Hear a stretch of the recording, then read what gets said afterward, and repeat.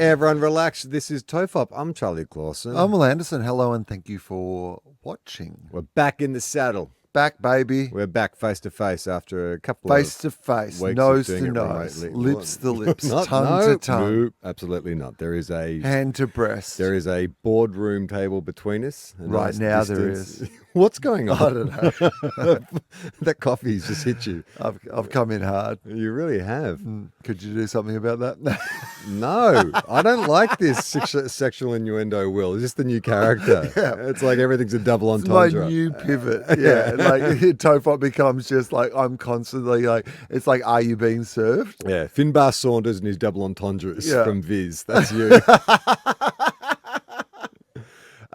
We were back in Melbourne. We did our first of our 3 live shows at the Basement Comedy Club yesterday. That's good. What a lot of fun It was fun. that was. It was really I get so not anxious. I don't think that's the right word, but like.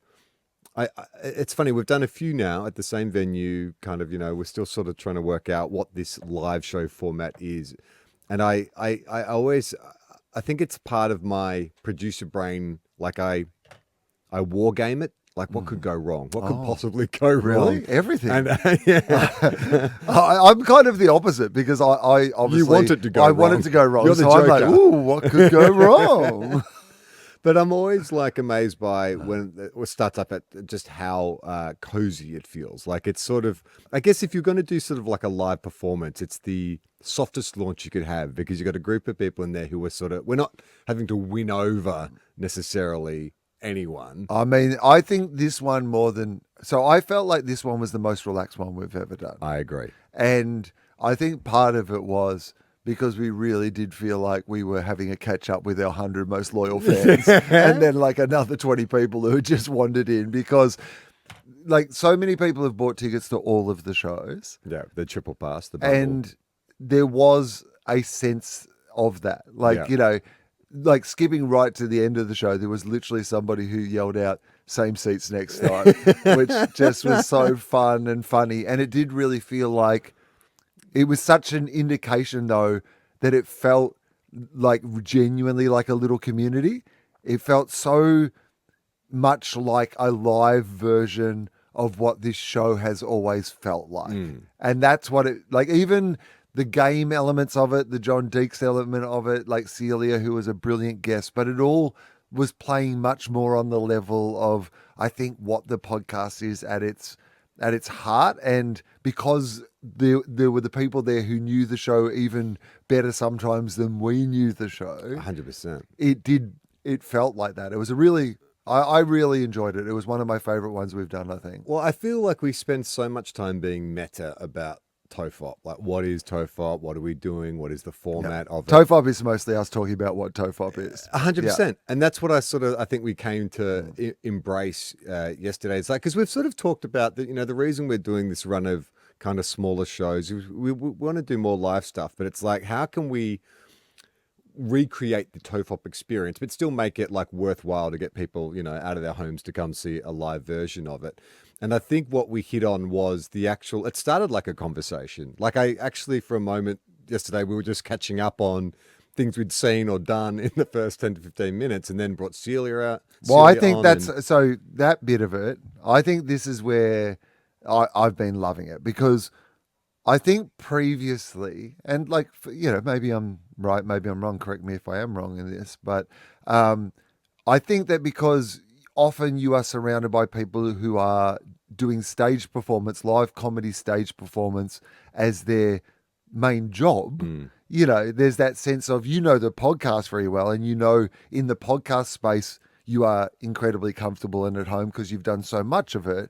But as soon as it becomes that live performance element, stand-up show, yeah. It's a stand-up show. And I think what we've been trying to do is get it back to, it's not a stand-up show. This is a live version of our podcast. And it's never a fully live version of our podcast if it's kind of you're hosting a thing where suddenly it's like a bunch of comedians being comedians and you're just kind of there. That can be fun too. And in the past, we've done really fun shows that have been in that format.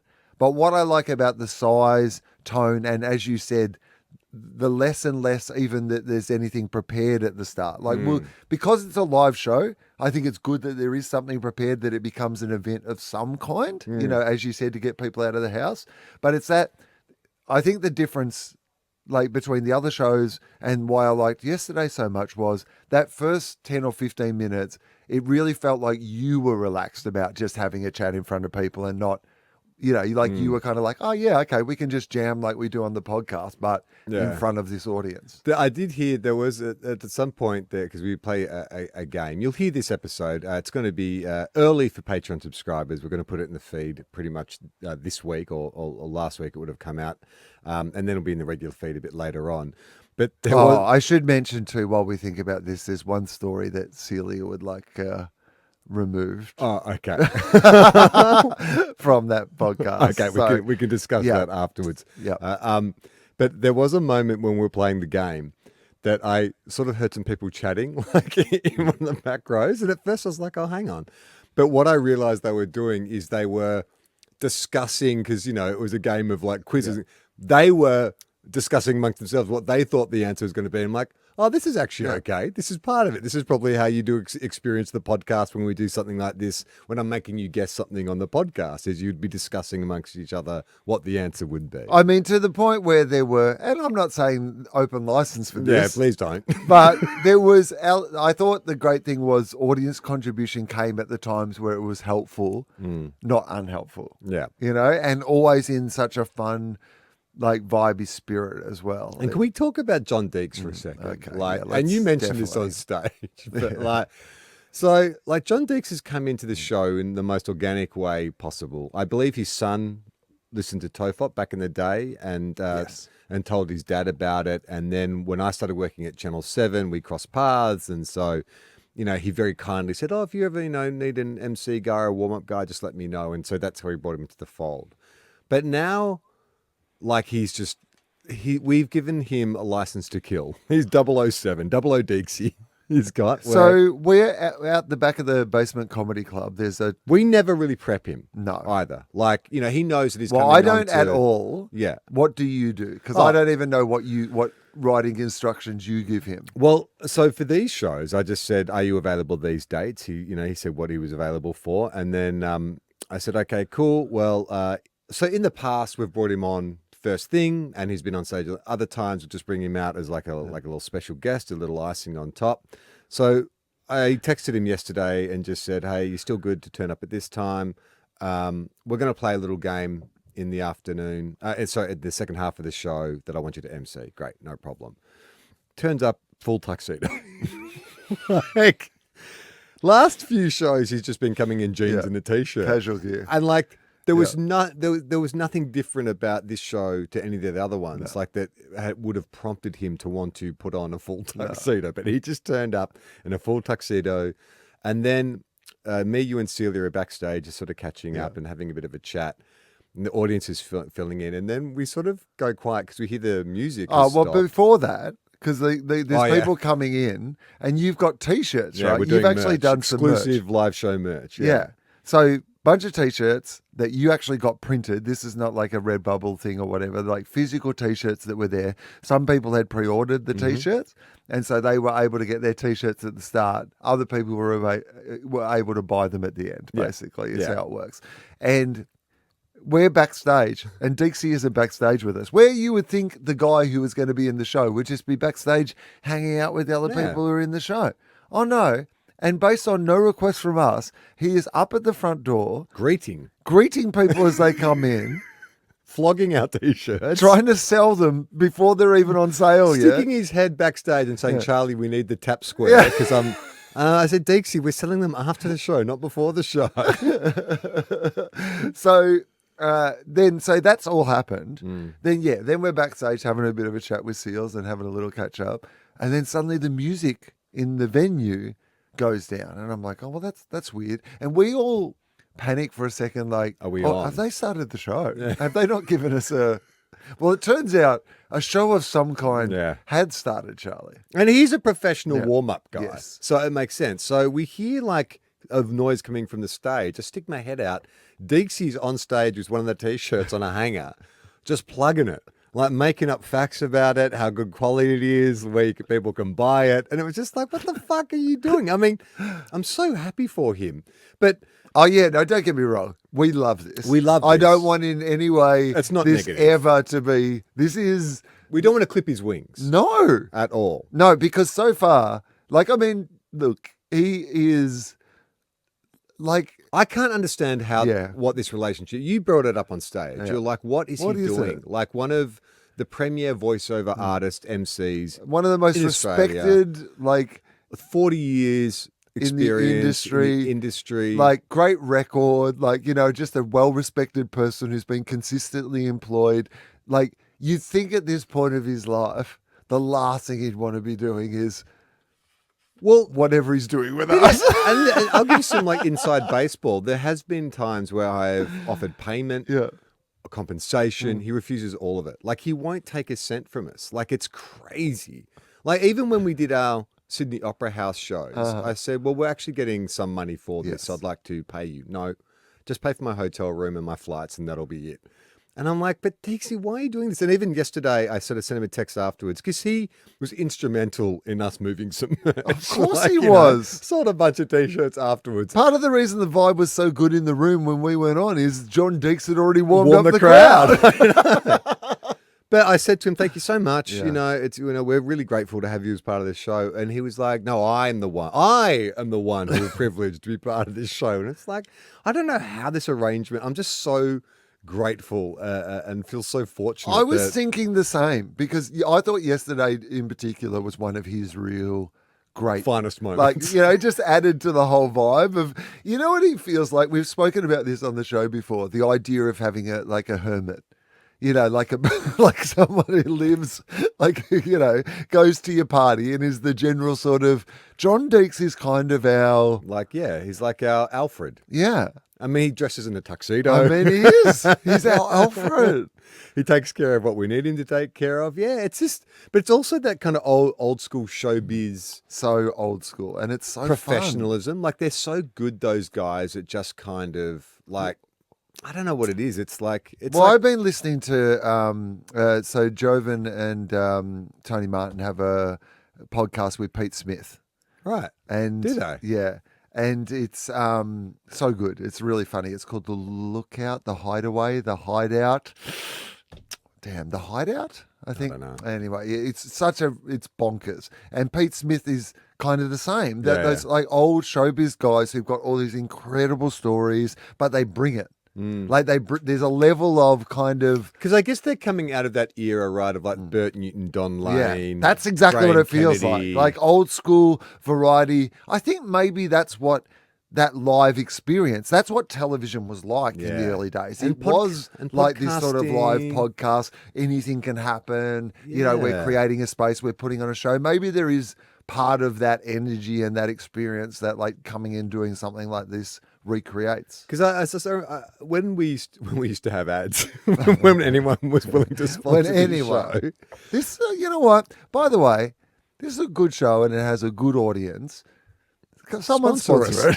Please. Like, Come it's on. funny. I know we joke about it a lot, but come on. Come on, I don't What's understand going what's holding on? back. Like, come Yeah, on, guys. come Like, we on. have a good, loyal Yeah. audience who trust us. Yeah. And will, and if it's a They've product we believe supported in. stuff that we've like that has supported us over the years. Every time we've done like a listener survey, it's always like incredible. glowing. Yeah. Glowing. Always back from the organisation. We've never got results like this before. Your audience are amazing. They are so loyal, you know. But I think that that is a sign of the economic times, right? That like marketing budgets are the first thing. That's my favourite Prince song, by the way, Sign of the Economic Times. But that's the first thing that contracts, right? Is marketing budgets. And I feel like Australia, you know, at the top end of whatever medium it is, TV, radio, whatever, there'll be someone who's getting like the bulk of the sponsorships. And then there is a rapid drop off because Australia just doesn't have enough money to be spreading around, which is why, like, you know, but when you go to the States and you start up your right wing podcast or whatever it is, you only need like 1% of the audience to sort of, you know, buy into your podcast or buy from your sponsor or whatever, and that's going to be a pretty good living. But here, with a population of 25 million. Well, that was always the thing about the Daily Show in America, right? Like, I think the Daily Show used to average like 1 million viewers an episode or something, Yeah, right. which, like, as a percentage of the 100 million people or whatever who live in America, or more than that, isn't it? Like, whatever it is, like, but whatever it is, it's such a tiny, like, if that was in Australia and your show was only had that percentage of the overall audience, you'd be like, who watches your show? 1%. Gary and Jim. Yeah. That's it. Right? Like, it's so small. So, yeah, economies of scale. Obviously, you can have a niche product that can still have a massive following. But do you think in Australia, like I noticed it with, Gemma, she, working in advertising and making commercials and stuff, that like it's a similar thing where people will load up big on like traditional media, TV and radio. They still want something to service kind of like more fringe mediums. But it's this idea that like Australia gets very conservative or very old school. It's not like, let's break new ground. It's like, well, let's stick with what we know. Like radio has good reach, TV has good visibility. But maybe we need to find like a ragtag, a bunch of misfits, have got a product or an agency that are willing to be experimental. Because I think that if we find the right brand who's willing to take a risk on a couple of plucky young podcasts, forget young, a couple of plucky podcasts. Where can they find a couple of middle-aged white guys who talk about nothing? But have been doing it for 14 years, right? That should count for something. It should. It doesn't, though. I don't know what people ask me all the time, how are the podcasts going? And I'm like, I think they're going great. Yeah. I think creatively, never better. The workflow's been great. Will and I are having a good time. Having a great time. Really enjoying it. I've been enjoying doing the shows more than I have for years. And that's not to say I wasn't enjoying them before, but like this particular, particularly the last sort of like, since we've been doing these in-person ones, that's really brought the life back into brought the joy back into the relationship, Charlie. That's why I came in a little hot and horny at the start of it. It's just good to see you face to face. That's what it was. It has though. Yeah, doing totally. the live shows, Well, I think it's the one thing you could say about everyone relax, but all our pods separately is we do change shit up. Like we have tried different things, and I think that's what does keep. I it think fresh. that everyone relax since we've put it all in the one place. I don't know. It feels like the audience have also understood that. Like the people who do listen to the shows have mostly understood that as well. And particularly now that they've seen that it is only a positive, there's kind of no negatives towards it. But the biggest positive is, for me, I feel like I can understand what we're doing again. It makes it just so much easier to arrange this podcast world now that it isn't. When it felt like it was 4 different worlds, it felt like, so I impossible to explain. I can't handle any of this. It all feels too. And now I'm just like, it's fine. You go to this place, we put out a podcast 4 days a week. They're different shows. It's all very easy to explain, to understand. Does any part of you go, why 4 days a week? When there's sort of 5 working days in a week, why 4 days a week?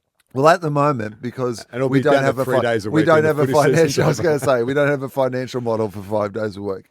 Is there a world in which 5 days a week would be the dream? If we had this plucky independent media company who are coming behind us, or whoever they are, the advertisers, some brave brands who want to find something a bit fringe to get behind. Yeah, absolutely. Yeah, absolutely. Of course, I think we would love to do that. I think now we have the capacity to do something like that, but.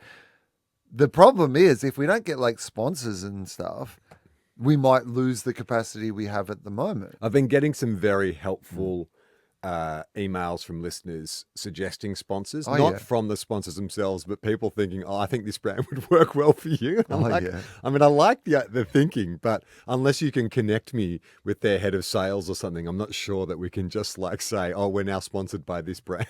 Well, maybe we should look at brands we are. that we shouldn't be, because again, that's not a great business model. But we'll get all the annoyance of doing ads. We make it, yeah. But no, I think we could say, Peter Holmes always talks about, it's probably a bit of a sales pitch, but on his show, he says all his sponsors are products that he used and then approached the sponsors. Oh, right. And certainly the ads all feel very organic to like the conversations he's had, they're all kind of like, this smart water that like fires you, activates you, blah, blah, blah, all these, mushrooms thing that they're kind of in the, I'm having these deep conversations and here are things that you might be interested in. Yeah. But maybe, if our listeners want to like send us some products they think would fit well on the show and we could maybe try them and go, hey, we actually really are passionate about the fleshlight. I mean, Muji, 100%. We should approach Muji, Yeah. and I think that we could like give them some good content. Like I'm wearing Muji still. Yes. Like I think that this is a perfect alignment for us. And like if you were sort of talking about authenticity in advertising, the amount of products, Fiji water. I mean, I guess we don't want to endorse them because they destroy the environment. That's but right. Muji, let's stick with Muji. Safe. Let's start until we with find Muji. out something horrific about Muji. We'll stick with them. Muji and the rap group Run the Jewels, so that we can cover what we both wear every time we do I think you've got a little sweatshop endorsement happening on your head up there as well. Although I don't know who made this hat either. But people are always talking about authenticity in advertising. It's so hard to get that cut through. But I know from my own podcasting listening habits, and maybe it's the same with the Pete Holmes thing. Like I remember the Weekly Planet when they started taking on sponsors years ago, and James was quite upfront about saying, "Look, we don't want to do gambling, we don't want to do this, we don't want to do that. So the products we are going to endorse the ones that they've either sent us the product and we've tried it and we know it works and we like it, or it's stuff we believe in." And because I like them and I like the show, it did affect the way I viewed those products. All of a sudden, I'm like, need to get a Movement watch, cut out the middleman. It's really interesting to me. So one of my favorite podcasts, one of the original podcasts, one that would look at us and think that we're a newcomer on the market, Yeah Dude, the American podcast. And I love that podcast. And they are going through a period at the moment where they essentially have been listener supported up until this point. They never ran advertising. It was kind of part of their whole core principle was that they didn't run ads. However, they've been doing this show for 18 years.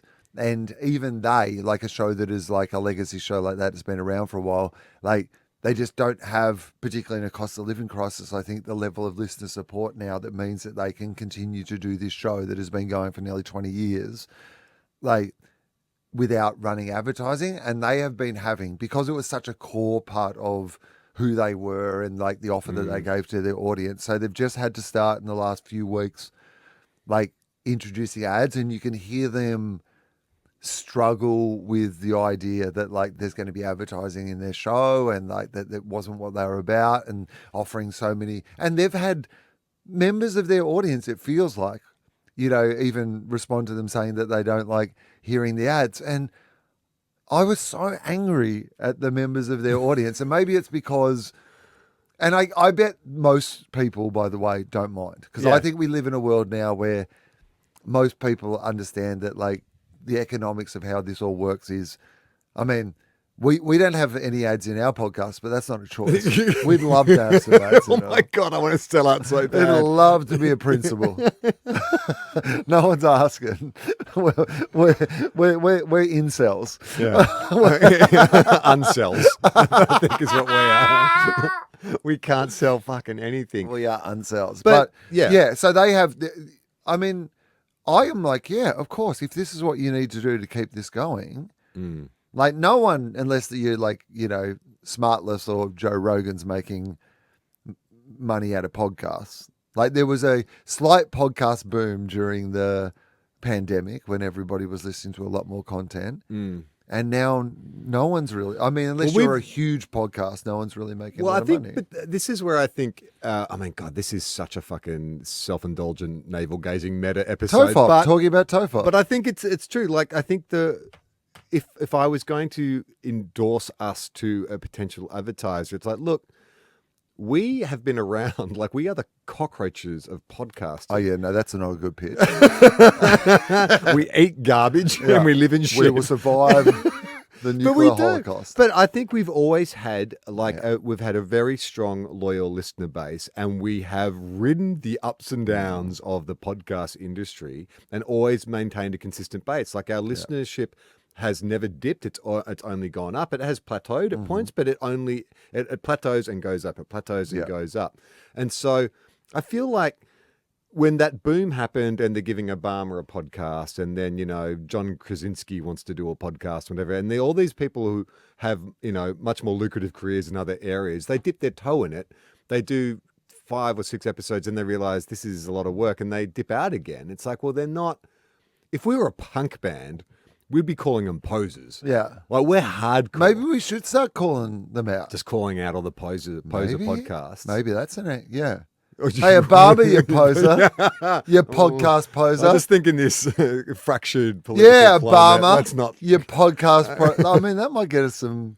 Maybe? What do you think? What, the Australian podcast takes down former president Barack Or just, Obama? is there some, Who's an Australian Yeah, one? what's an Australian one we could take down? Someone who thought they could just start a podcast and then just... I mean, it feels like every, football player or NRL player... I'm getting, whenever I listen to a sports podcast, it's Matty Johns or Brownie's got a podcast, or Campbell Brown's doing a podcast with Brownie. It's the Brownie podcast. Brownie, I think there is Yeah, a that's Brownie, what I mean. Brownie I podcast. get it put in my ears all the time. Okay, well, maybe... Because the thing about podcasting too is at one point it felt like it was our special talent. We had this ability to get in a room with no preparation and talk for an hour. But now... that's not enough. Yeah. People do that, but they also have a YouTube channel and they also have this and they also have that. It's 5 quadrants of kind of access and entertainment. But we don't have all that. No, we only have So this. I think that we are maybe this punk ethos, right? Maybe, because we were thinking of the idea that our show is about nothing as being a negative. But maybe we're is your show about something? Whatever, mate. That's not the real spirit of podcasting. Yeah. It's about a topic, is it? That you stick to every week. That's not real podcasting, mate. That's true. And we start just downplaying. Oh, you've got to have a run sheet, do you? And it's do you? Formula. Right. You've got a structured format, do you? No, well, I guess if you like those formulaic podcasts, then I guess you might like... But whenever anyone kind of denigrates podcasting, they always say, it's two chatty white guys, talking about nothing. Yeah. It's well, that is us. But I feel but we reframe the narrative. Right, how? Right, but we say, no, but it isn't that. That's an old-fashioned way of you thinking about things. That is the real podcasting. We've got to bring that back. Yeah, right. Right? Yeah, we own it. Yeah, Take that's ownership right. of it We take again. ownership of it. We are. And then we're two chatty white guys who like to talk about nothing. Yeah. Are you sick of all these podcasts about, and True then we crime or format or sex podcasts or relationship podcasts? They're all the formula. Yeah. It's just cookie cutter podcasts there. You want something original? Oh, you want something that's not going to challenge you. You want something where you know what the format is every week and you know what to expect beat by beat, do you? Well, I guess if you like that colour by numbers podcast thing, then I guess that's for you. But if you want to be a more experimental podcast listener, we kind of reformat TOFOP a bit more like jazz music, right? Yeah. It's for the purists. It's for the people who really appreciate. Okay. You know what? You can start with an Imperfects. I understand. It's a good podcast. Yeah. It's a good entry-level podcast. Yeah. If you've never listened to Positive a podcast before. positive Positive, outcomes. good interviews, a little bit of comedy. Yeah. But after a while, you wanted a little adventure. You know what I mean? Where's this going? Yeah, you want something and maybe all the messages aren't as positive. It's funny. I've been listening to, I've been going back to Smodcast and I've been amazed by just I honestly think that Smodcast is my favorite podcast of all time. Obviously it influenced this show. Right, this is it, right? They're the Pixies. They are the Pixies. Yeah. But so do you remember when they did Emo Kev? When Kev when they were found reading his diary. Well, no. It was the cassette. The It was cassette tape he tape, recorded that's as a right, 20-year-old. yes, So there's a compilation on YouTube where I think it was 4 episodes, but you can listen to the whole thing. It's like a 3-hour YouTube video, and I've been listening to it, and it is so funny. And it is exactly this. It is the most meta-indulgent. It's Kevin Smith and Scott Mosier listening to Kevin Smith as a 20-year-old and talking about him and what that means now, and Kevin relating it to his career now, or the person he was at 20 and the person he was when they recorded Emo Kev. And I was just to me, that's the purest form of what I want in a podcast, because there's no other form of entertainment where you could hear that. If it's going to be commercial radio or television or whatever, it doesn't allow that level of indulgence or meticulous kind of analysis of just the minor details of a very specific. The fact that it is a bad idea is the point. Yes. Right? That's why the worst idea of all time. What was the Guy Montgomery and Tim Batt's podcast? The worst movie of all time, the worst idea, where they watch the same movie over and over. Oh, that's right. Yeah. And the worst idea of all time. The worst idea of all time. That's right. Yeah. And so, like, the reason that works is it is the worst idea of all time to watch a movie over and over. But then, of course, that becomes the idea in itself. And so I think that this is one of our once in every 3 months conversations when we talk about what TOFOP is, what it should be. But I do think that we now live in a world where everything is the formula. You notice it more and more around. I've had a few people say to me recently about philosophy episodes, and I get it. Like, there's people who go, they said, I listened to the blah, blah, blah one. When I first saw that it was 2 hours, I was like, oh, right? And I get that because the whole market has become trained to this idea that is not the length of podcasts anymore, shorter and better, right? Even though the most popular podcast in the entire world goes for like three and a half hours. So anyway, whatever. But the other bit of feedback that I always get is, but I listened to it and by the end of it, I didn't think it went for long enough, right? Because they're the right ones. That to me is still the better model than something that you can listen to for 35 minutes that no one's ever going to think of ever again after the 35 minutes they spent with it. So I think we've let control of the narrative around podcasting get out of our control, and we've let in the same way as everyone has to think that pop music is great now. Have you noticed that? Yeah. Like, you're not allowed to say criticize. Pop music is shit anymore, or you're let people enjoy things. Yeah, exactly. It's like, well, you know what? Let's bring back some judgment. Let's bring back some judgment. A bit more shame, just a little bit of shame. A bit of shame around other people's cookie cutter, overly commercialized, Johnny come lately to podcasting. But isn't that also like a generational thing where, people reclaim like Space Jam as being this classic, even though it's a fucking garbage film, but because there's a generation of people, or the Star Wars prequels, Jar Jar Binks wasn't such a bad character. It's just a generational thing, right? No? I mean... possibly. Because I often wonder this all the time, like, especially when it comes to film, like, Roger Corman passed away recently, and Roger Corman, famous for, he pioneered not exploitation cinema, but low budget, money grabbing cinema. Roger Corman would make a knockoff of whatever sci-fi film was a big hit, make it for like $2. But he gave a start to James Cameron. He gave a start to like Francis Ford Coppola. And so he's now revered as being this kind of B-movie hero because he was a filmmaker first and foremost. He put profit first, but, he enabled all these people to have these great careers. So then you see like Disaster Movie or, Date Movie or all those shitty kind of American comedies. Like, that is the equivalent of what Corbyn was doing at the time. Oh, what's a money grab we can do here? So will it be a case of in 20 years, this shitty pop music that, you're saying we should denigrate, that people will look back at that and go, oh no, there was some artistry behind that. And the fact that they wanted to produce something meant that there was a vision behind it. Oh yeah, but I think that's what it used to be, a cultural reframing, right? That's what it used to be. Now we are expected to like it while it's immediately. Happening. Yeah. Right. Yeah. Okay. Like, I love the idea of like a reappraisal of something, both in a negative or a positive way. Look back and go, oh, that was weird that we thought that was appropriate at the time, or vice versa. Now I can see what they were trying to do and I have a whole new appreciation for it. I get that. I just hate the fact that we're not allowed to be. Anyway, I'm basically just saying we should use it as a pivot for our own means. I don't have a broader manifesto that I need to get across society. I'm just wondering that from our position in podcasting, to be fair, we should acknowledge we are also within the system, not just outside the system. That's right. We're in the studio right now. We are part of a broader organisation. So, which is trying its hardest to kind of sell our show as part of their But I think the only way that we can do it is start to just say that other podcasts are shit. Yeah, let's do it. Yeah. We'll go on the front foot. Yeah, give us a list of what the top podcasts in the country are and I'll tell you what's wrong with them. In fact, actually, 7 you know what? What are the top 10 podcasts in the country. Amy, can you pull up the ranker and just give us the top 10? Just give us the top 10. Yes. While you're doing that, Yeah. speaking of reframing, so last night after the gig, I came home and I just was watching a bit of TV, some music videos, and the Fountains of Wayne, Stacey's mum music video came on, and I must admit I didn't really pay much attention to that song or the video. Do you have any memory? I mean, Stacey's mum has got it going on, so I assume so you it's know what the about- song's about, right? Well, I assume he wants to fuck Stacey's mum.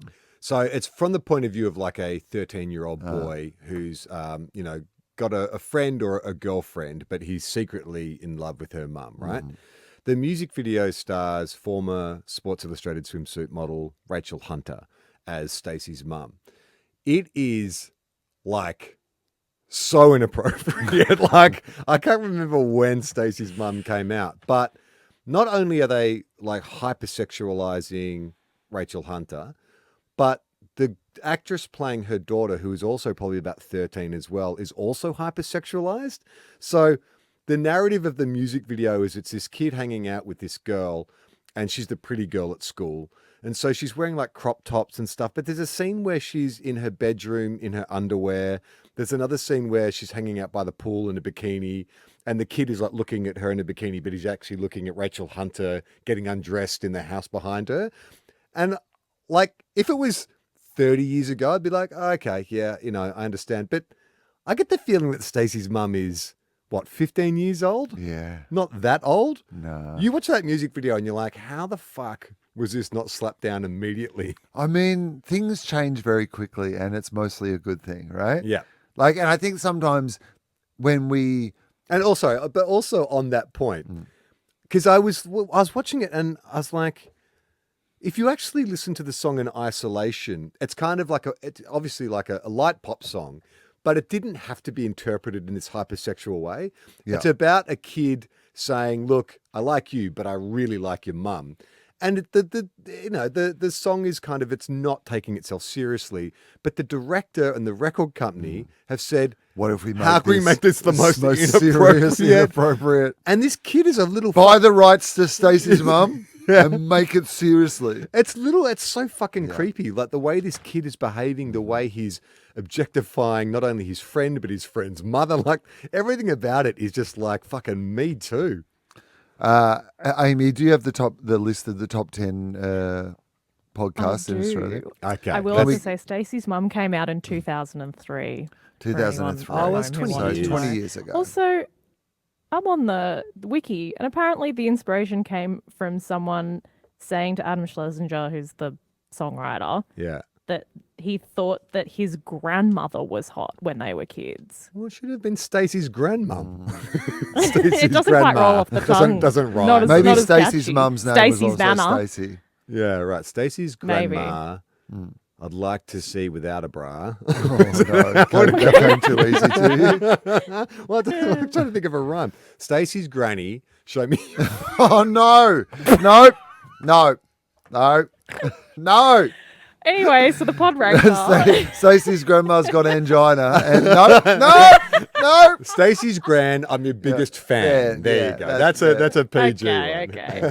Yeah, good. Let's go from 10 to 1. So what's number 10? From Most 10 to 1. Yeah. And Will's going to Number slam 10, it. Will goes whack. Australian true crime. Australian true. Oh, I mean, come on. Like, well, firstly, this is the most generic of all, like, categories, Could right? you come up with a less imaginative True, title? For this a start? actually feels like it should be a category, not a specific podcast, right? Australian true crime. Oh, this boy. is like AI came up with a podcast. Yeah. Who hosts that one? It's from Acast, Brave Casting. Okay, yeah. Yeah, Can you just whatever. let us know if any listener I podcasts will- before we slam them? I mean, let's be honest. I won't lean too hard into the listener ones, but Amy that one, Chatfield. Yeah, she's Acast, more like arsehole cast, right? Come on. All right, let's go. Number 9. Number 9, a little show called The Kyle and Jackie O Show. Well, I mean, it speaks for itself, really. We don't exactly. need to. I mean, that's right. What hasn't been said publicly about that? I mean, that's not even really a podcast. That's a radio show. Does not count. Yeah, A it doesn't radio count. catch-up. I mean, again, does not count. Not a real podcast. I'm not even sure why Yeah. we let These like So take them off the list. doesn't them be off the co- list. it's not take them. You know what? This is part of it. We should lobby Yeah. that they should be on a separate list Yeah. because they are separate not real ranker. podcasts. They are radio shows that you've just repackaged as a podcast, not a Yeah. real podcast. That's I'm just saying Okay. it right now. Yep. Taking a stand. No, Number no, 8 is Life Uncut. Life Uncut. That's a Life Uncut circumcision sounds podcast, like I a guess. Porno, really. Yeah. Big Brother Upcut. Who's that? Who? Yeah. It's What's like- the Life Uncut? Laura Byrne and Britt Hockley. They're both like ex-bachelor. Yeah. So this is one of sort those of kind No, of it's like franchise two girls sitting on a people. couch. Two talking- girls having a glass of wine. I mean, kind that's- of, you know, I mean, talking that about is a dating, genre that Why kind of is unto vibe. that itself. though? Two girls Why sitting is on a two couch. girls having a And glass why of wine? do they always sit with their legs crossed? Every time I see a clip from Well, one of that these sounds shows, weird. Like, they're- why they're- do no, you they're want always, them to they're always sitting uncross like their sit with legs? your feet on the ground, like it's bad for your Don't back. tell It's women bad how for to your oh yeah, sit. do what to do with their bodies. Exactly. I feel like they can have their own autonomy of their bodies. They can You're getting sit into there if US they want to politics, sit. are you, Look, I Charlie? just know, like my Iona's daycare teacher said, can because sometimes we'll send her to daycare in boots, and they're like, can you not put her in boots because it forces her to sit in like in a with her legs crossed in a wider position, and it's bad for her hips and her Okay. lower back. So I'm just saying these. Girls who do these podcasts where you sit on the comfy couch with your glass of wine, your legs crossed, bad for your lower back. Okay, It's a health. Here's what I would say: is why is the two girls like having a glass of wine and talking about their lives really popular when we're just two guys sitting around? Well, you can't like sit on a Having a couch beer? with your legs folded. You'd break your hips. All right, but that's because I was forced to wear boots to school when I was growing you up. couldn't fold your legs properly. It's not my fault. All right, that sounds. I mean, but that's again. I'm not. That particular podcast might be a good podcast, but Diamond doesn't. Right now, Yeah, it's that a is very now established yeah, format. that's a great format. You know, get together, probably very sex positive, talk about their dating lives, you know, issues, that sort of stuff. Very popular. Absolutely applaud it. But you know, come on. It's not there's punk. it's not punk. No. Number 7, Conversations from the ABC. Boring. Would you like a Pretty boring generic version of name. philosophy? Yeah, what have you never heard before? A Conversations. Conversation. Not a, and also under the Kyle and Jackie O rule. Yeah. Pre-existing Well, yes, radio it's a show radio that is show. repackaged And for podcast. can we just like, who is naming these podcasts? Australian True Crime, Conversations. Come on. Come on. What about TOFOP? Yeah. eh? What about something like I can completely understand what those podcasts are about from the name. Yeah. That makes complete sense. exactly. We've got entry level Boring. right there. Oh, I have what? 0 questions. What's The going name on? of your podcast tells us what it's about. Yeah. Boo! That's not podcasting. Number 6 is The Imperfects. Okay. Well, No, I it's mean, it's hard been to covered take shots at already. the I mean, Imperfects. nice people. And they're a podcast. Good. No, I'm look. You know what? I'm happy for that. But the Imperfects is really, you know what the Imperfects is really? What? They've just taken because it's like comedy. Yeah. It's like interviews, Self-help. wisdom people. Vulnerability. Yeah. All they've really done is just combined philosophy and TOFOP into a podcast. That's right. And made it a podcast. We kicked the door open Yeah. so they could sell out Have- arenas around Yeah, Australia. that's right. They wouldn't be able to have vulnerable conversations like they are having without I mean, Hugh was literally a guest on philosophy Yeah. before that podcast started. Well, can I just also say Yeah. too that they pretty much are perfect. It's the perfect Yeah, podcast. Exactly. So the It's a title's lie. misleading. That's the one thing that I want to point Yeah. out. Big numbers, like hugely What's popular. imperfect about it? Beneficial. Tell us about your imperfect life. Yeah. Touring stadiums, having this great life with your popular podcast. Perfect balance of comedy and self-help. We'll It's a tell- perfect podcast. Yeah, come to our podcast if you want some imperfections. We're more imperfect than the imperfect. We're heaps more Heaps imperfect. more imperfect. We are dysfunctionally imperfect. They're so Or does that perfect make compared you, to does us. that make you functional? If you're dysfunctionally imperfect, does that make you perfect? That's the sort of stuff you'd only get here. They're not talking about that nonsense on the imperfects. All right. Number 5 is Shameless. Do you guys know of the Shameless podcast? Of course, or we Shameless know about podcast? But Shameless. Shameless- It's girls. Yeah, right? but they're, I mean, Yes. here's what Pop I'll say about. culture, deep dives, that kind of thing. Yeah. But Shameless, I would say, were a bit at the forefront of that. Yes. Like, I feel like they Yes. get a bit of early adopter cred. Well, I think, reckon. all right, here's what I would say about Shameless is they have so much else going on outside of the podcast. The podcast is almost probably, I'd say, fifth on their list. Uh-huh. So if you're listening to people who are really dedicated to the art form of podcasting, you got the punk band in the garage just thrashing it out. I don't feel like we should bring that up. I currently have 2 TV shows on. I'm on a national tour. Like I feel like this is not the solid ground for an argument that we would actually want to go into this one.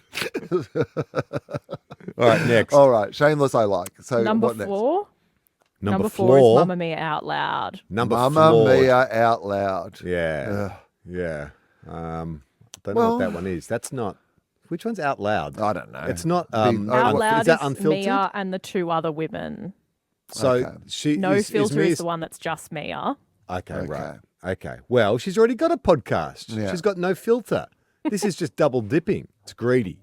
All the Mamma Mia podcasts are exactly the same. That's what I would say. And it's cultural appropriation. Yeah. Are you Italian? Right. Are any of you Italian? Or even Swedish, right? What? Or where are ABBA from? Sweden. Yes.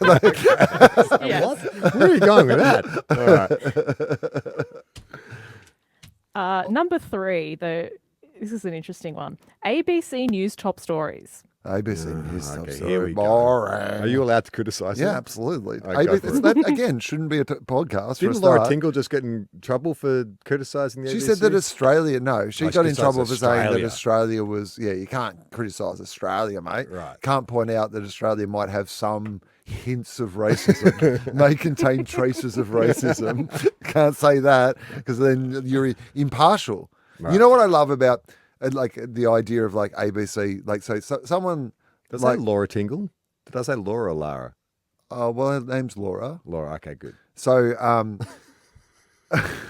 think you're thinking of I'm Lara Bingle. I was. Oh, that would be your David Letterman moment. At the Sam Pang should do that at the Logies. Laura Tingle, Lara Bingle. Tingle, Lara Bingle, Lara Bingle, Laura Tingle. So I'd like to see Lara Bingle holding Albo to account, though. It'd be great if they just did a job swap for one day. Yeah. Laura Tingle went to the place that Where the Lara bloody Bingle hell are was you? meant to be. Currently, Laura Tingle's on a beach with Sam Worthington. So she basically said that, she said like that Australia, is a racist country. And of course, like, there's just no way you can debate that there is a history of racism in Australia. Now, you can debate around the edges of what do you mean by that. But I find it very interesting when people say, well, she's meant to be impartial, like, and that shows that she's like partial. And I'm like, yeah, against racism.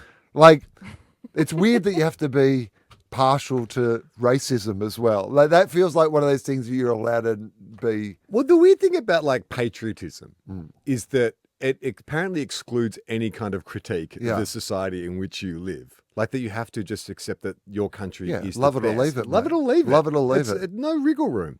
Never improve. No. Imagine if we had that attitude to. I mean, I think in Well, the that early we do. days we did. We to have. TOFOP. I mean, it's like that's why we're not moving onto renewables. It's like we've got fossil no, fuels. I meant and that'll us be in the podcast. Oh, right. If we'd like just gone the first year's, that's our formula. Yeah. And we're never. You know what? You know what? Cancel us if you will. We refuse to talk into the right side of the microphones. Never change. All right. All right. So ABC News. Yeah, headlines. ABC News. Yes. Come on. Well, Come that on. doesn't count. It's Again, radio. I reckon we've like Radio catch up. we've again. literally like eliminated 3 or 4 of I'm these actually already. surprised that they Yeah. are number 2 Yeah. nationally. That's They're people who number just want to 3. like go, what's going on in the It's number a- 3. So we've got 2 It's, left. number it's a 3, so- debut as well. They've Okay. debuted at number 3, so it's Yeah. a new, with a new bullet. format of Yeah. the ABC stories. Anyway, number 2, Case File True Crime. Well, I there's mean, already again, true crime in the top 10. Is that Do not we the need one that 2? we've already had? So Case the- file hang true on. crime. So that True was- Crime Australia and Case There File was True Australian True Crime, Yeah. and then there's Case File, like the podcast Case File. Yeah. But the full name is Case File True Crime. Crime. Okay. Oh, Oh, Jesus. God. I mean, it's Who hosts that one? just- Who's that by? Isn't that the one where we don't know who he is? Oh, What do you mean? There's a host with Like no the name. Case File podcast, yeah. like he's anonymous. He has remained anonymous since 2016. Okay. I which don't is very think chic, I think. true crime as a genre has never. There's been a couple like Teacher's Pet and what was that one? The American one that was famous a few years ago. Serial. They're about the only two that I really got into. But as a I never really genre, got it's into any not of them. really. No, it's for. This is like women the love OG true Well, crime. that's what of the Aussie Celia ones. said yesterday at the live show. Is that like Women love she's- true crime. Yeah. They hate being murdered, but they love listening to stories about someone being Make your murdered. minds up. Come on. What lane Stop are being you so in? wishy-washy. Do you want to not be murdered, or do you love people being murdered? It's a Because if we get rid of murder, you'll have no more of your true crime podcasts that you love. But why are they so popular? Is it just because it's the driving past an accident kind of fascination, the kind of voyeurism of the world as a scary, horrible place? But this is a safe place to indulge in that. I mean, I imagine. I mean, like crime, like Law and Order's been on air for, 30 years, and it often starts with a very grisly. In fact, the version of Law and Order that has survived is the one with the most grisly, like murders and sex crimes and stuff. So there's always been an element of human fascination with these stories. But yeah, the true crime podcast, I think there is, like, there was the My Favorite Murder, like, kind of like More lighthearted version of it. If you had like some tragic family history where a family member was murdered, Oh yeah, and it got featured on My Favorite Murder, like to say it'd been 30 years, so there had been some distance, but it was someone related to you. How would you feel about that? That it was being turned into entertainment. It's been, it's in the public domain, so you have no restriction on them accessing the story. But is that a thing like comedy where time and distance equals comedy? Time and distance equals true crime podcast? would I be? I've told you about the time where I was driving to Byron Bay, right? And I was listening to because there's the one guy about who the went guy who missing. went missing, Yeah. and I'm on it. So it was nighttime, and I'm like, and it's all about like kind of some of the darkness behind Byron Bay. Some of the, the kind of, seedier like lives and societies and what underground sort of, so it's kind of painting all that picture, and I'm driving up there in the dark, and then suddenly I'm on the podcast because they'd taken a bit from Gruen. We'd done a thing about phones and how they can track you, and they'd use that as a bit of a, how they'll just sometimes use a setup to kind of get to explain a premise. So they'd used a bit, but that is a weird experience when you're listening to a podcast, a true crime podcast, and you didn't know you were on it, and then I'm like, is that me? Am I on this? But if it were, I guess, a family member. Like, doesn't even have to be direct family member, but like a cousin or an uncle or a grandparent or something like that. I reckon if it was out of the direct family, I'd probably be fine with it. But I think if it was like immediate family, I would probably have a problem with it. Yeah, because it wasn't there as I know that there's that story of the real Crocodile Dundee, right? Like, I think they did a dollop on it, and he is distantly related to Chris Hemsworth, I believe, or there's a Hemsworth relation, and I know that they don't find it amusing when that's brought up because he was a very troubled man. The inspiration for Crocodile Dundee. Yeah. Because I think someone did bring it up with him or a Hemsworth, and it's like, it's not funny to us. No. I mean, I'm sure there's a million examples of that, right? Like anything that's based on a true life story. I mean, even that, like, I haven't watched Baby Reindeer. Have you watched it? So, I mean, even this woman who is claiming to be the inspiration for the stalker in Baby Reindeer. Like, I mean, this is the world we now live in, where people are like, this is the person from this story, or people can say, I think I am the person. But the weird part of that story is that she would have been anonymous. Yeah, if she hadn't self-identified. She hadn't self-identified, and it's actually. I mean, this is not spoilers if you haven't seen Baby Reindeer, but it's not. She is the antagonist, but it's not a completely unsympathetic portrayal. It's probably quite honest and no, warts and all. But she's not. It's not a negative portrayal in like the complete sense of being a villain. She's just shown as being someone who has mental issues. But the fact that she would then come out. I mean, it actually is, I thought it must Netflix have done this on purpose. It's such great, like it keeps it in the public conversation. They get to promo. In fact, I only heard about this because Netflix retweeted that she's suing them. So I'm like, they must be loving the attention that it's getting. Yes. I think you should. I'd be interested to hear your thoughts on Baby Reindeer because it's a lot of it is he's a comedian. Yes, I know. And a lot of it is set at like he gets to start at the Edinburgh Festival, and like I said to Gemma, you should watch it because he's Scottish, the girl is Scottish. There's a lot of like Edinburgh, and so Gem did watch it, and she was like, it's just a little too close to home. Like she just knows those people from growing up. There's in that also area. in the week where everyone was saying you should watch Baby Reindeer, I had calls from about 5 people in my life going, you should not watch Baby Reindeer because there'll be some stuff there that's a little too close to home. All right, what's next, Amy? Is this number one?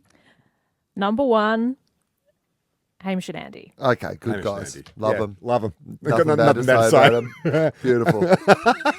Well done. So congratulations. You'd be happy to be number 2 to them. Exactly. And so where do we rank? Are we in the top 50 let's not 60? It's okay. Why don't we just say, like, why don't we brand as Hamish and Andy? Like we just changed the name of the show. Just rename the podcast. What if we What just about change Andy officially? Andy and Hamish? Yeah, and we officially change our names to Andy and Hamish. Yeah. Ando. By default. Well, my wife's surname is Lee. And it's in common practice now for people to take their partner's surname, men to take their wife's Ando surname. and Lee. And Ando we and just Lee. do that. Like, when there's I a become knockoff. Hamish Lee. Right. There's a knockoff of like a popular product and it's just close enough that you hope you fool a few people. That's right. And we become Ando and Lee. Ando and Lee. The transmorphers of podcasting. Just like, has that got to do with Andy Lee? Well, what we're trying to say is if you want your podcasting to be raw, unplanned, full of integrity, and desperate for a sponsor. Well, here's what I would say about Hamish and Andy, because of course they used to be a radio show that is now a podcast, right? Yeah. But they're different because they gave up the radio show and just said, we're going full time with the podcast. That's legit to me. Like they get the exception from that? like. Is that like when, I don't know, it'd be like U2 saying we're doing a tour, we're just going to do clubs, like 300 seat, old dingy clubs. Like when Pearl Jam refused to go to Ticketmaster venues. Right. Did they really? No. Well, They went a tour where they wouldn't go to Ticketmaster venues. Yeah. How'd that work out? Not well. Very hard back to do. to It turns out Ticketmaster runs everything. Right. And leaks out data from what I understand as well. Anyway, great organisation, Yeah. Ticketmaster, and they deserve every $8.50 they take from every ticket from a starving artist. Oh my God, that's so. You'd been Ticketmaster, right? For your Depending shows? on, most venues have a deal with one Ticketek or Ticketmaster. So, most of the time you are, and I don't know if it's $8.50, but it is something very similar to that. And like, if you're a comedian who's charging $25 for your ticket, a lot of that money is not going to the artist. That is going to the big company to send out a text to your phone. $8 for a PDF. Yeah. Hey, let's get to some mail. How long have we been doing, Amy? Just out of curiosity. About 55 minutes, just over. Okay, this is a perfect time to do some mail then. Okay, this is from Moose saying, hey, fellas, and hey, Amy. You get a personal shout out, Amy. Oh, thank you. No idea if you guys will see this or not. However, here we go.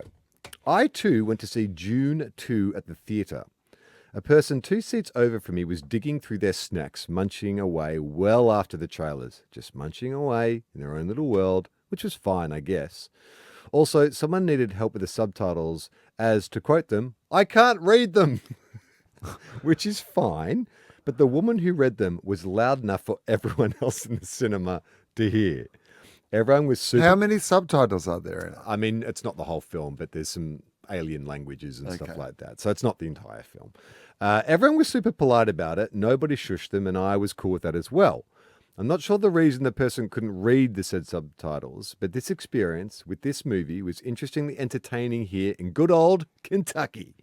Much love and thank you for the much needed laughs. Cheers, fellas. And Amy. Oh, nice.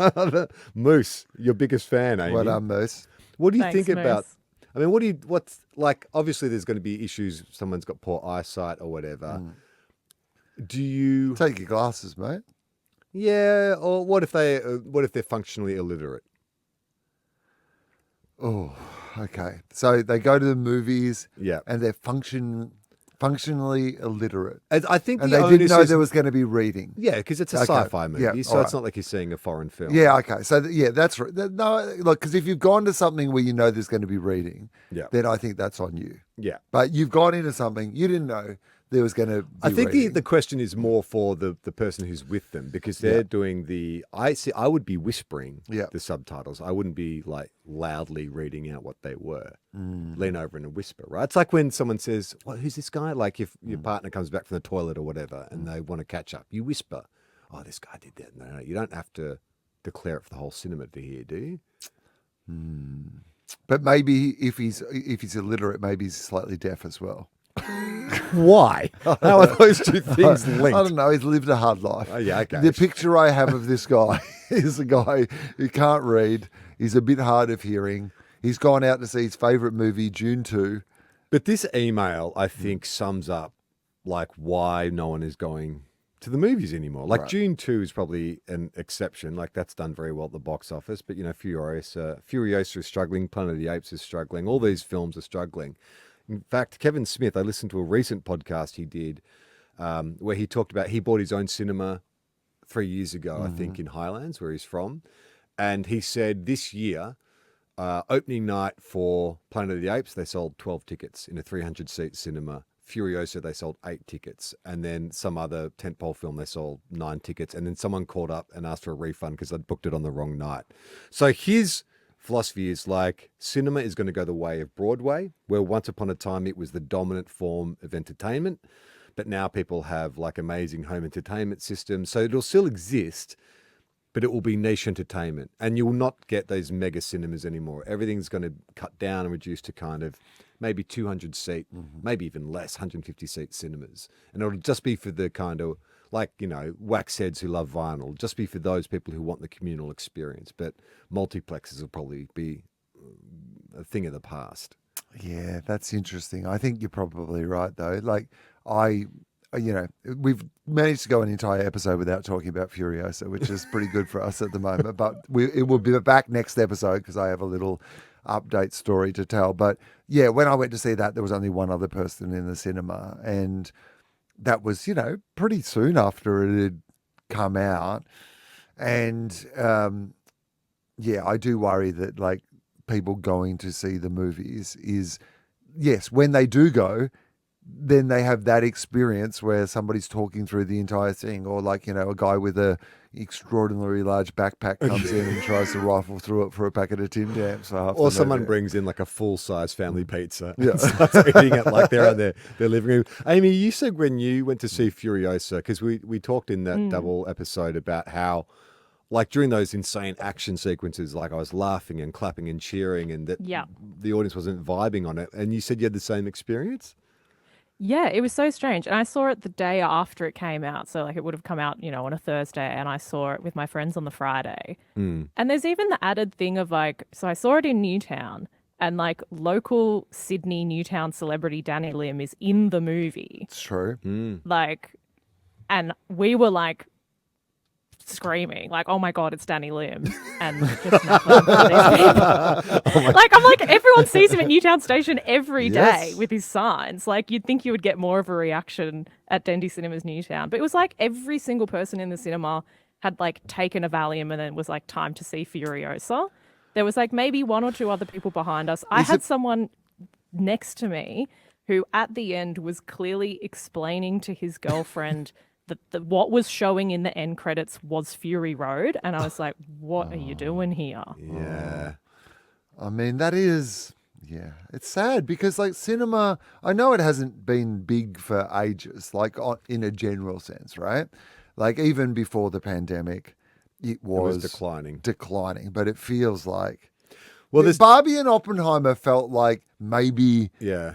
something was going to happen again, and it really feels like that might have been the last Well, there's dead actually cat bounce. there is some optimism because there is what we're seeing happen now is yes, so you're getting all these like major films sort of failing, but what's happening is people who are still willing to invest in films so what's doing really well is these little $1 and $2 million films which come along, and some of them have Talk to Me, $5 million Australian horror film made $100 million, worldwide. And so the prediction I'm hearing is like, well, yeah, you'll still have your Oppenheimers and your Barbies, but hopefully what you're going to have now is, rather than an investor putting $20 million into one film, they're going to put $1 million into 20 smaller films from up and coming independent directors, in the hope that one of those will have a giant profit margin. So that middle ground, that middle class of cinema, the kind of $20 million film, will probably die a death. But what you will have is a lot of hopefully really interesting independent voices coming through in the next few years. That might be where it's heading, because they're the films that are... I think, Charlie, talking about Roger Corman before, you could almost argue that Blumhouse is doing something that is very similar, of funding all of these low-budget horror. He's definitely been following that formula, but he's settled into a formula now. Like the Blumhouse film, it's very established. We've talked about it before. It's like, it's either... my kid's weird. I've got a creepy kid and this house is weird. Yeah, the house is weird. Nana lives in the walls. Yeah. Oh, yeah, there's someone living in the walls. Yeah. But I think that it's more you're getting... They're getting people who have done well at a festival or whatever, had some breakout hit, and just giving them... Because what was happening 10 years ago is, like, Colin Trevorrow would make Safety Not Guaranteed, and then they'd give him Jurassic Park. Yeah. And so rather than making it that big an acceleration, he's made a film for $2 million, let's give him $5 million, and just keep the risk low. I mean, it feels like the right way to do it. Oh yeah, 100%. It's a much more responsible way to invest in cinema. Yeah. One last letter before we go. This is from Duncan, who wants to talk about white dog poo. That was one of my random observations, is where's the white dog poo? Yeah. Long time listener, first time writer. I was on my way back from the desert to the city via the National Air Carrier last night and decided to download your white dog poo episode as a bit of a tester. It really made me think and realize that I too had neither seen any white dog poo recently, despite it being a fond memory of my childhood. I mean, it was a great day. I don't think we described it as a fond memory. I think it is, though. Like, I remember it was kind of a special event when you saw a white dog poo. It feels like summer in Australia from my childhood, white dog poo. Yeah. This morning, while walking my dog around a very dried up lake, lo and behold, I found some white dog poo. And it made me wonder, as a child of the 90s and seeing 90s trending hard with the kids of this generation, is white dog poo making a comeback? Oh. Is white dog poo trendy again? What do you think? I think that's just a dog who ate a bone, because that's what we found out. White dog poo comes from calcium supplements in dog food in the 80s and 90s. That's right, yes. So and it's that just doesn't exist in their food anymore. So we're not, but that's just... But bones still exist. Yes. And dogs still exist. Therefore, white dog poo will exist. And this was on a dried lake. Yeah. This feels like it could be a bit more off the beaten track. Maybe somewhere. We will know white dog poo is back when bullies, primary school bullies, start throwing it at kids again. Then white dog poo is back in a big way. Bluey. Yeah. You want an episode? What colour poo does Bluey do? In 4 seasons, I don't think we've ever seen Bluey's poo, thank God. Really? Yeah. A family of dogs. And Yeah, we've but never they're seen them. anthropomorphized dogs. Are they use going to toilets. the toilet? Yes. Really? Yeah, they sit on the toilet. They don't go out and squat in the backyard. They should. I mean, it is weird. Yeah. They They're do dogs occasionally still. behave like dogs. They Yeah. do bark at things. Right. And like their legs will twitch if you scratch them, but they also drive cars and use toilets. Yeah. But men wee outside still. So it's not like, like dogs in the Bluey universe could never wee. Do they mark their territory, or have they stopped in this Bluey universe? The Blueniverse. Yeah, in the Blueniverse, have they like got to the point where they no longer mark their territory with their urine, do you think? Yes, you don't see any of that. They're 90%, I'd say it's 95% human behavior with the occasional flourish of dog origin. Okay. Is this like a Planet of the Apes style thing? Do you think at some stage That men have been enslaved. Yeah. Or women, great humankind. if that was like a has dark been underbelly of the enslaved. Bluey But you found out that the universe? way, because it's set in Brisbane, right? Yeah. And it's a really idyllic version of Brisbane. Mm. Like they do such a great job of making Brisbane look like the greatest place on earth. But if you found out that it was powered by like enslaved humans, underground. Yeah. That would be a real dark twist, and I'd get behind it. Yeah. Bluey is so popular at the moment. I think if you want to spin it off into 1,000 different ways, why not have an adults only version of Bluey where you explore darker topics? A Bloom House production. We'll work on that. Okay, that is TOFOP for this week. Oh, before we go, if you want to support the show, the best way to do that, we did a big talk about sponsors, obviously. Did at we? the start of the show. Did we mention that? we Did we complained. mention the sponsors? But we love your support on Patreon. Everyonrelax.com. Patreon.com. Oh, fuck, hang on. Okay, Patreon.com give it a go. / Give it a go. Everyone relax. You can do it, man. Or if you can't support us financially, we understand that. Just go to everyonrelax.co, listen to some of our podcasts, maybe share them with your friends, spread the word. That is the best way Rate, to review, help us. all those sort of things. There's a bunch of things you can do for free that do help. Yes. So, like, particularly just algorithmically, like, you know, rating the podcast or reviewing the podcast, like, it helps boost algorithms and engagement. If you want to engage with our posts online, if you see like anything that we've posted on any of the social media, you want to engage in it, please do. It's all really good for obviously getting it out there and getting it into feeds. And come see our live shows, July 6th, August 3rd at the Basement Comedy Club in Melbourne. If you're around, it's a good time. We have so much fun, and it feels like it's only getting... Oh, did you expect me to keep going? Only getting... Better? Yeah. Well, not question mark better. Better. Better. I'm also doing some shows. You can come and see me on tour still around Australia. Albury, you might be able to come and see. Oh, I'm going to sneeze. That was a legit sneeze. Oh, into his sleeve. Oh, my God. Did you catch it? Oh, I think I was all right. You know when like one of those sneezes where you're It's a not dry sure, you like, sneeze. is Yeah. that, did I miss something? Or And there's did I- nothing worse when you Yeah. hold back because you think something's going to come out, so you don't get the yeah. full satisfaction. No, that was a full one. Okay, good. Yes. So Albury, possibly when people are hearing this, you can come and see me in Albury. But after that, Tamworth, Caloundra, Noosa, a whole bunch of other places as well. So comedy.com.au. Okay, that's TOFOP for this week. I'm Charlie Clausen. I'm Anderson.